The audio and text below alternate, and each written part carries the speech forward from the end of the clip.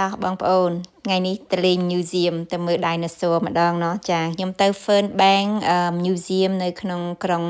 ទីក្រុង Atlanta ក្នុងរដ្ឋ Georgia នៃសហរដ្ឋអាមេរិកចាហើយពេលដែលយើងចូលទៅដល់ភ្លាមហ្នឹងគឺថាពួកបុគ្គលិកគាត់បាន scan card យើង ticket យើងហើយគាត់បានឲ្យផែនទីយើងម្នាក់មួយសម្រាប់ដើរនៅក្នុង building ហ្នឹងបងប្អូនគឺធំ3-4ជាន់ហើយដល់អញ្ចឹងគាត់ថា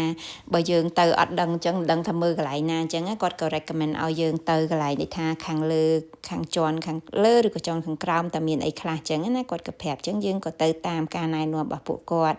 ចាចំណតទី1ហ្នឹងគឺយើងចូលទៅក្នុង Natural Quest នេះចាកន្លែងហ្នឹងគឺសំដៅទៅថាភាគច្រើនគឺរបស់នៅក្នុងទឹកបងប្អូនចាដូចក្នុងពិភពបាតសមុទ្រអញ្ចឹងចាចូលទៅគឺមានសិតត្រីកពើអីចឹងទៅហើយនៅជារៀបតាក់តែងឡើងសំបីតែផ្លូវដើរយើងនឹងចូលទៅនឹងគឺជាពិភពបាតសមុទ្រណាចាហើយគេរៀបចំមានដូចជានៅក្នុងនេះថាផ្កាថ្មគឺថាដុះនៅក្នុងសមុទ្រនឹងពេញអញ្ចឹងណាបងប្អូនហើយរៀបតាក់តែងមកស្អាតចាហើយកូនក្មេងគាត់ចូលចិត្តតែកន្លែងហ្នឹងក៏មានកន្លែងរត់លេងចាមានកន្លែងដូចថាគេទៅ experiment ទៅធ្វើដូចថាពិសោធន៍អីម្យ៉ាងអញ្ចឹងគេចាទៅស្រាវជ្រាវអីចឹងទៅចាហើយនៅកន្លែងនេះដែរគាត់ថាគេមាន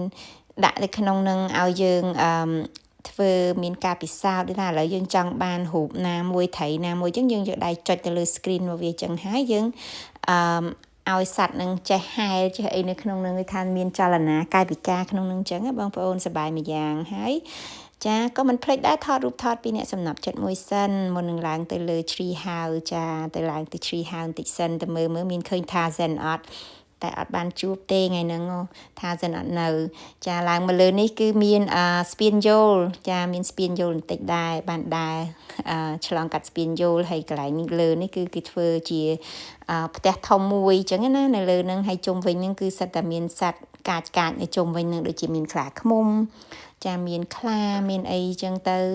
នៅចិត្តនឹងដែរអញ្ចឹងឲ្យយើងធ្វើឲ្យយើងមើលថាមានអារម្មណ៍ប្លែកអញ្ចឹងណាបងប្អូនចាប៉ុន្តែកន្លែងហ្នឹងធ្វើធំស្អាតហើយគេមានដាក់សម្លេងសត្វយំអីតិចអញ្ចឹងទៅចាដូចយើងនៅក្នុងភ័យមែនតែនអញ្ចឹងខ្ញុំកំពុងតែ enjoy ជាមួយសត្វព្រៃនេះមានឆ្លុះមានក្តាន់មានកញ្ជ្រោងមានកប្រុកអីនៅចិត្តនឹងដែរចឹងទៅចាហើយក៏យើងចេញមកដំណាក់កាលទៀតហ្នឹងក៏ដើរដល់កន្លែង Dinosaur Land បងប្អូនចានេះជាកន្លែងសិតតែរបស់